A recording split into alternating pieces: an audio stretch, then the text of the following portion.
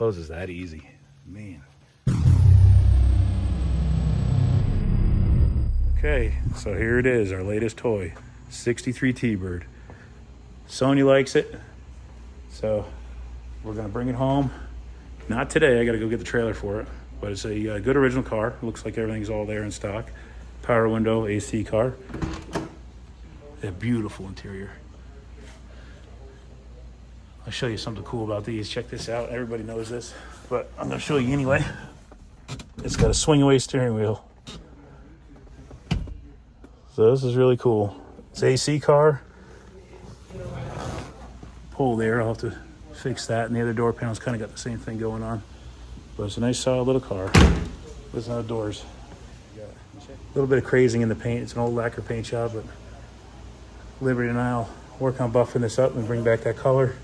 Give it a good old coat of wax, touch up some of the spots on it, and make a nice little cruiser out of it. It'll be a fun car to hit the cruise-ins with. And I love these cars with a set of Astro Supremes. 390 with air conditioned, power brakes. Everything looks like it's all stock there. A little bit of corrosion starting over here. Gotta worry about that. And the gas tank smells like turpentine. So I'll probably need a carb cleaning. Master cylinder's dry. Brakes and fuel. But I like it. Oh, it's dead. Still dead. We're back and we're picking up the T-Bird today. And it's got more dust on it than it did the other day. Well, we might have to pull forward. We'll probably have to pull forward to get the ramps out. So we tried starting it. Yeah, we're gonna have to. Oh, that one came out. Yeah, there we go. That one's good. So we tried starting it, but it had no brake pedal and it didn't want to start. So we're just gonna winch it up on the trailer and get up there to bring it home. So.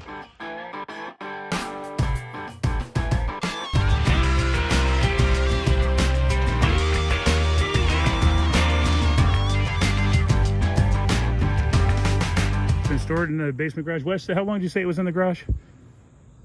Since it's been here, it's in and out. Oh, really? Yeah. About 5 years though, really? Yeah, at least 5 years. 5 years. Longer than 5 years? These 63s are neat. I love the taillights on them. But fits on there pretty good. And we're in beautiful Cleveland, Tennessee. This car's been stored in that basement for half a decade anyway. Here we are. We'll check it out. We got it out in the daylight. We'll look at it a little better. I can't open the doors. A little staining on the headliner. Headliner's original. Visors are all original. The car is a very original car. I don't know if the seats have been redone or not. I'm assuming they probably are because they're so clean. Look at that dashboard, it's so cool. Look at the gauges better if we move that wheel out of the way.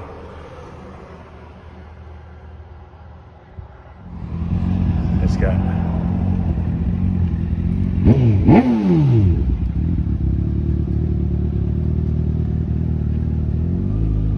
there it is there. So that dipshit in that crotch rocket there, he split lanes, almost clipped my mirror. We pulled in here, he thought we were going to yell at him or beat him up or something, so he's leaving. Just as well, because he's an idiot. So those taillights of the Bullet Birds, I like the 63s the best. They look the most rockety, and they're huge. They got to be 8-9 inches across. There's got a few things like paint's just kind of chipping off there, but we'll have to touch up a few spots. There's another spot on the roof there. Same thing, but it hasn't been buffed out in a long time, so I think we can bring this thing back. It'll be a perfect cruiser. I'm usually not lucky enough to get those barn find things, but it wasn't in a barn, but heated basement garage, so it makes it even that much better. Here we are. The Coe Gorge starts here. This is the dam for the TVA, and we got to run through this whole thing, so we got a bunch of twisties and turnies. You can see that big fat T-Bird is taxing out that Tahoe pretty good, but it's actually towing all right. It's a little bit more weight than I'd normally tow with it, but it seems to be hauling it okay. Okay, this is the first time it's been gotten any kind of wetness on it in half a decade or more. We're gonna keep some of the critters out of it. There was no signs of mice at all. Must have been all been eaten by the spiders. There's a ton of spider webs. Better already, and I didn't even put soap on it. What do you think, guys? Do we leave this one all star and preserve it? Or do we do a mild custom out of it?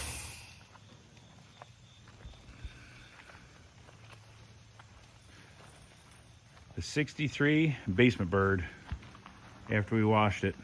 Still needs a lot of scrubbing. We clay barred it, but it's going to take a lot of buffing to get some of the scratches out. It was kind of used as a shelf in the basement for the better half of a decade. There's the scratches. We're hoping a lot of that'll buff out. Coming up through here. Genuine real patina, ladies and gentlemen. Those taillights are 8.5, 8 3/4. I think it's 8 3/4 inches round. They're huge. They're probably one of the biggest taillights produced on a car. Muncie, what do you think of it, buddy? Is it cool? We took the front license plate mount off. Just looks a little cleaner that way. I'm debating on leaving that bumper overrider on there or not. Took the skirts off. I think they look a little lighter weight with the skirts. Leave your comment below, man. Let me know what you guys think. Skirts or no skirts. Those wire wheel hubcaps are going. They're off of, I think, a 78. The car is starting to clean up already. I got a fuel tank on order. I'm not going to mess around with it. I'm just going to replace the entire fuel system, go through the entire brake system. It's not worth taking a chance, especially with a single reservoir master cylinder. We may upgrade this to disc brakes and a dual master at some later date, but right now we just want to get it going. So Liberty spent about an hour or so last night wiping down the interior, cleaning that up a little bit. You can see how nice that came out. The rear package shelf, I don't know if you remember in the early part of the video, was all white and cloudy. I thought it was discolored. Turned out it was just scuzzy. I got no dash lights or brake lights.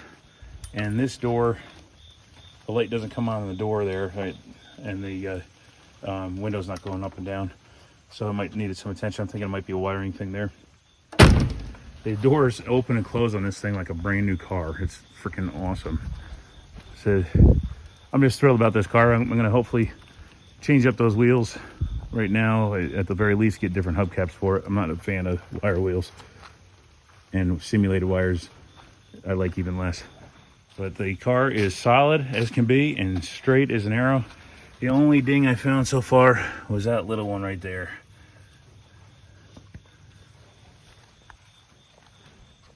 All the dash chrome is real nice. Just needs a little polishing. It's not all hacked up at all. This is one heck of a find, guys. This is the family I got this car from has owned this car for 29 years. It was parked in their basement garage in Cleveland, Tennessee. And it probably hasn't moved in at least 5 years. His widow says it was longer than 5 years, and the son thinks it was a little bit less than that. But either way, the car sat waiting for its turn for a long, long time.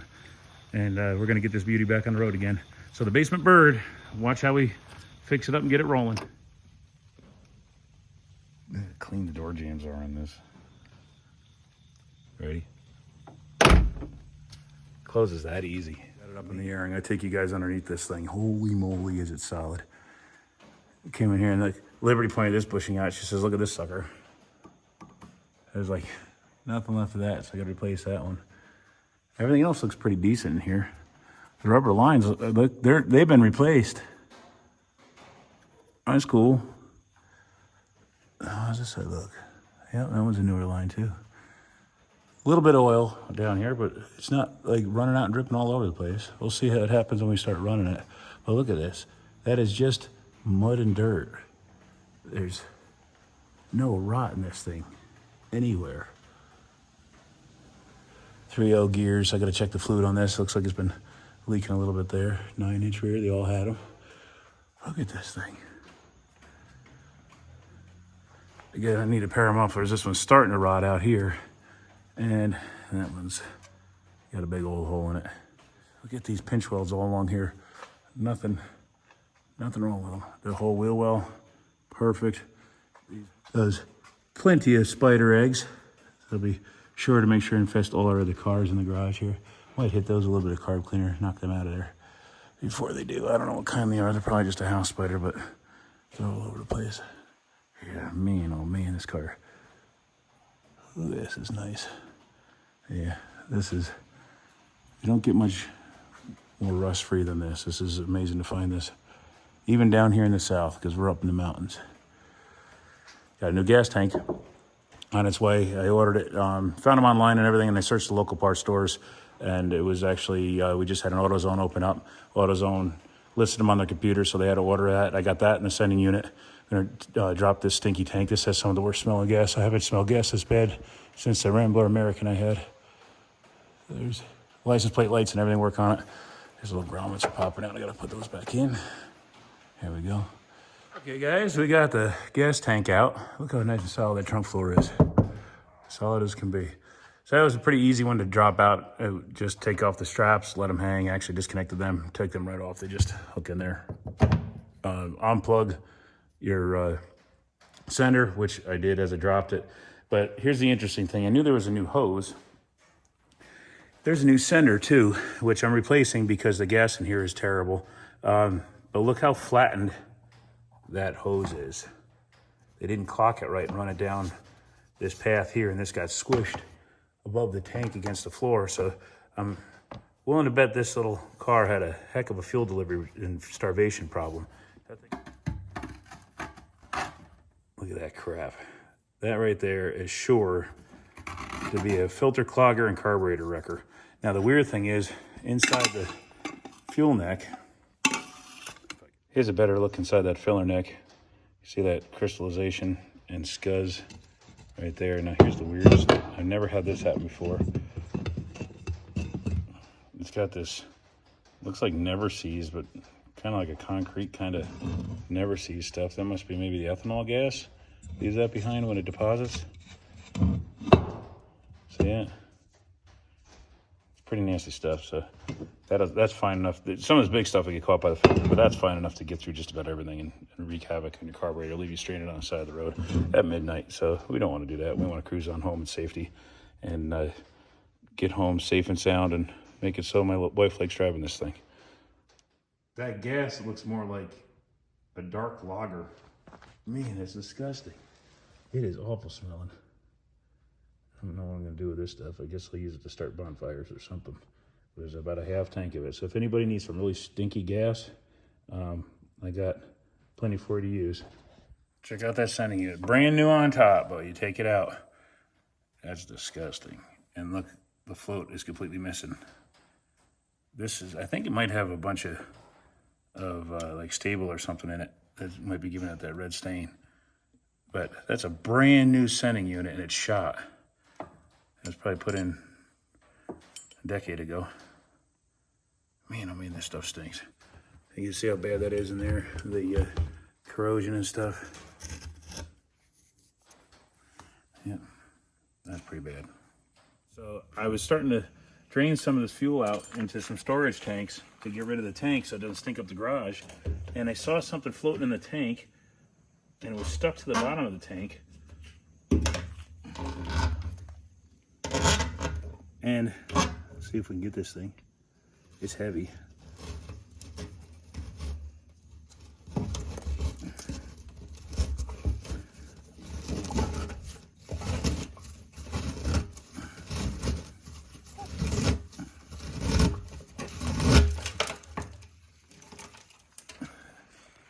Someone must have been wondering where their shop rag was.